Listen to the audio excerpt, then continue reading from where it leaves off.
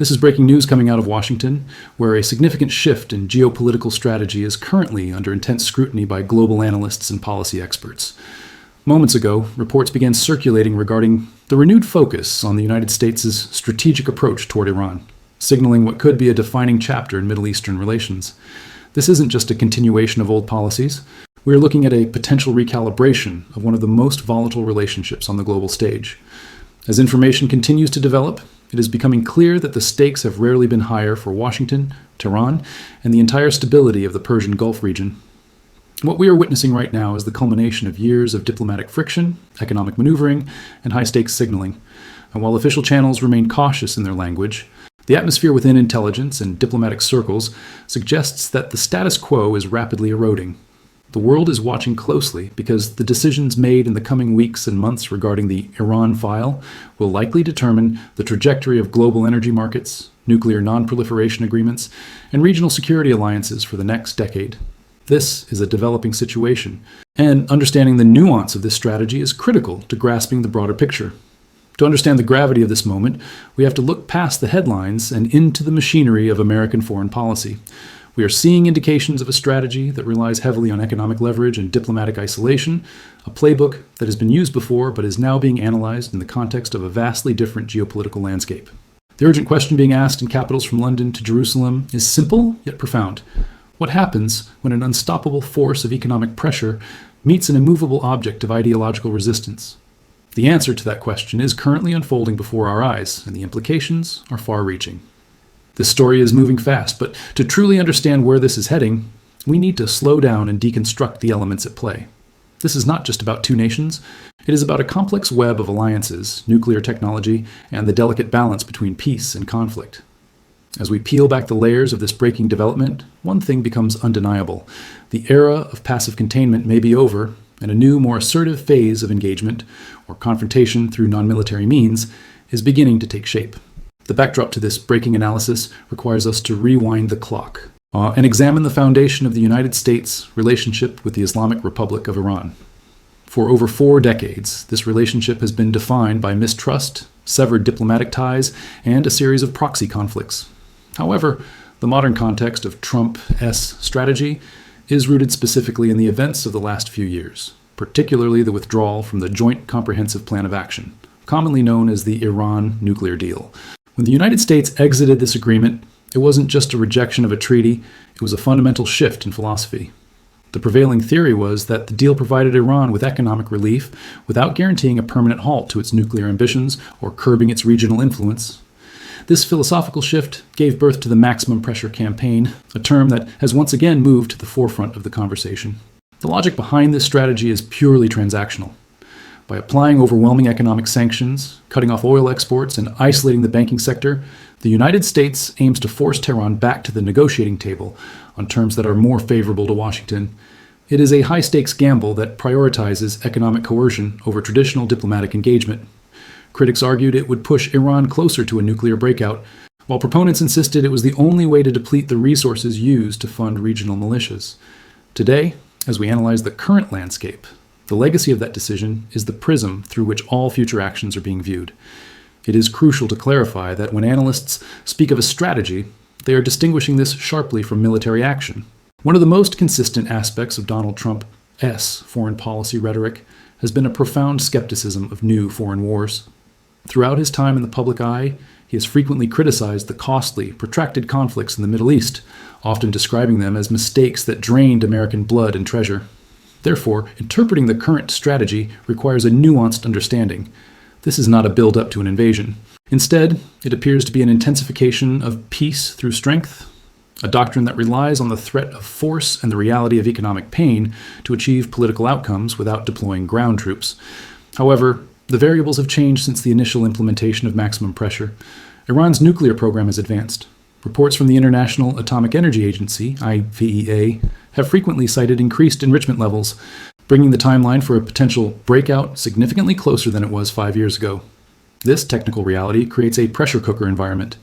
If the strategy is to squeeze Iran economically until it concedes, there is a race against time regarding its nuclear capabilities. This creates a precarious dynamic where the U.S. strategy must be aggressive enough to work. but calculated enough to avoid triggering an accidental kinetic conflict, a balance that keeps military strategists awake at night. The economic dimension of this strategy cannot be overstated. When we talk about sanctions, we are often talking about abstract numbers in a news report, but on the ground, the impact is visceral. The Iranian currency, the Rial, has seen historic fluctuations, wiping out the savings of ordinary citizens and causing inflation to skyrocket. This is the hard power aspect of the strategy. The intent is to make the cost of resistance arguably higher than the cost of negotiation. Yet, history has shown that nations under siege often rally around the flag, or find alternative ways to survive through black markets and alliances with other sanctioned nations.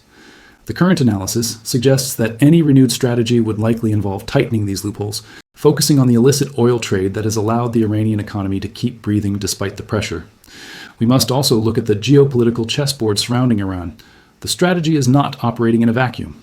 The Abraham Accords, which normalized relations between Israel and several Arab nations, have fundamentally altered the regional architecture. A united front of U.S. allies in the region changes the calculus for Tehran. The strategy likely involves leveraging these new alliances to create a regional containment net, effectively outsourcing some of the security burdens to local partners, while the U.S. provides the overarching diplomatic and military umbrella. This is a sophisticated evolution of foreign policy, moving from direct intervention to coalition building against a common adversary. As we dig deeper into the current discourse, we find that the Trump strategy is also deeply psychological. It relies on unpredictability. In traditional diplomacy, nations often signal their moves months in advance. The approach here is different. It utilizes sudden shifts in rhetoric and unexpected policy announcements to keep the adversary off balance. By keeping Tehran guessing about Washington's next move, the strategy aims to induce caution in Iranian decision-making. If the leadership in Tehran is unsure whether a provocation will be met with a tweet or a drone strike, they are theoretically less likely to cross red lines. This madman theory of diplomacy is a controversial but essential component of the analysis. However, international observers warn that this high-wire act comes with significant risks. European allies, who have historically tried to keep the diplomatic channels with Iran open, often view the pressure-only approach with concern. Their fear is that without a clear diplomatic off-ramp, the pressure will eventually leave Iran with nothing to lose.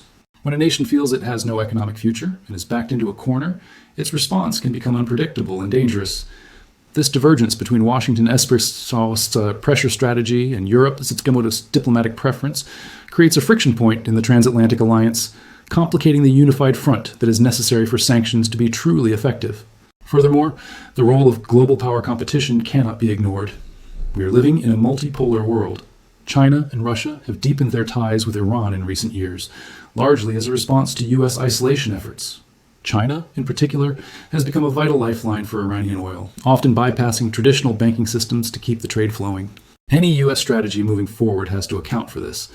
It is no longer just about squeezing Iran. It is about enforcing those measures against Chinese entities that facilitate the trade. This expands the scope of the conflict from a regional dispute to a component of the broader superpower rivalry, adding layers of complexity that make the situation even more volatile. Let's return to the concept of the deal. At the heart of this strategy is the belief that the ultimate goal is not regime change, but a better deal. The criticism of the 2015 agreement was that it was too narrow and temporary. The objective of the pressure campaign is ostensibly to force a comprehensive agreement that covers not just nuclear enrichment, but also ballistic missile development and regional proxy funding. However, the question remains, is there a political appetite in Tehran for such a deal? After the U.S. withdrawal from the previous agreement, trust is virtually non-existent. Hardliners in Iran have gained power, using U.S. hostility as justification for their own aggressive postures. The strategy faces the difficult task of overcoming this profound wall of mistrust. The human element of this geopolitical saga is often lost in the discussion of centrifuges and sanctions, but it is the most tangible reality. The population of Iran, a nation with a rich history and a highly educated youth, finds itself caught in the crossfire of this strategic struggle. The maximum pressure strategy relies on the assumption that economic hardship will translate into political pressure on the regime. We have seen protests in Iranian cities over economic conditions, indicating that the pressure is indeed being felt. Yet, the resilience of the state security apparatus means that these internal pressures have not yet resulted in a change of foreign policy. This raises the ethical and practical dilemma of how long such a strategy can be maintained before the humanitarian cost outweighs the strategic benefits. As we analyze the potential next steps, we have to consider the military deterrence aspect. While the strategy prioritizes economics, it is backed by the largest military in the world. The movement of aircraft carrier strike groups and bomber task forces into the region serves as a visual reminder of the big, big stick, accompanying the soft speakings of diplomacy, or in this case, the loud speaking of sanctions. This military posturing is designed to ensure that the Strait of Hormuz remains open and that the free flow of commerce is not disrupted. It is a signaling mechanism telling Tehran that while the U.S. does not seek war, it is prepared to defend its interests. The danger, of course, lies in miscalculation. In a crowded waterway filled with nervous sailors and pilots, one wrong move can escalate a standoff into a crisis. One of the most intriguing aspects of this strategy is the silence. While there is plenty of public rhetoric, much of the real work happens in the shadows, through back-channel communications, intelligence sharing, and cyber operations. We know that the cyber domain has become a primary battlefield. From Stuxnet to recent infrastructure hacks, the gray zone conflict is active and ongoing. It is highly likely that the future of this strategy involves an intensification of these non-kinetic operations, targeting Iran's capabilities without firing a single missile. This represents the modern face of warfare and coercion, silent, deniable, and devastatingly effective. The reaction from the Gulf states provides another critical piece of the puzzle. Saudi Arabia and the UAE have historically been hawkish on Iran, but recent years have seen them engaging in their own diplomatic outreach to Tehran to lower tensions. They are on the front lines. If a conflict erupts, they are in the blast zone. Therefore, while they support a tough U.S. stance, they also urge caution. The U.S. strategy must navigate this delicate balance, reassuring allies of their security while acknowledging their desire to avoid a regional conflagration. It is a diplomatic tightrope walk that requires precision and constant communication. As we look at the immediate future, what should we expect? Analysts predict a period of testing. Iran may test U.S. resolve through small-scale provocations, harassing shipping, or increasing enrichment incrementally. The U.S. response to these tests will define the strategy's credibility. If the response is too weak, deterrence fails. If it is too strong, it risks escalation. This action-reaction cycle is the mechanism that will drive the news cycle in the coming months. It is a dynamic situation where silence does not mean inaction. Often, the quietest periods are when the most intense maneuvering is taking place behind closed doors. This brings us to the internal U.S. political dimension. Foreign policy is rarely separated from domestic politics. A tough stance on Iran plays well with certain demographics and aligns with the doctrine of America First. It projects strength and prioritizes national interest. However, it also invites scrutiny regarding the endgame. Critics constantly ask, what is the exit strategy? How does this end? The administration, whether current or future, must have an answer to these questions. Open-ended pressure without a clear diplomatic off-ramp is a strategy of attrition, and attrition is costly for both sides. Ultimately, the story of Trump's Iran strategy is a story about the limits of power in the 21st century.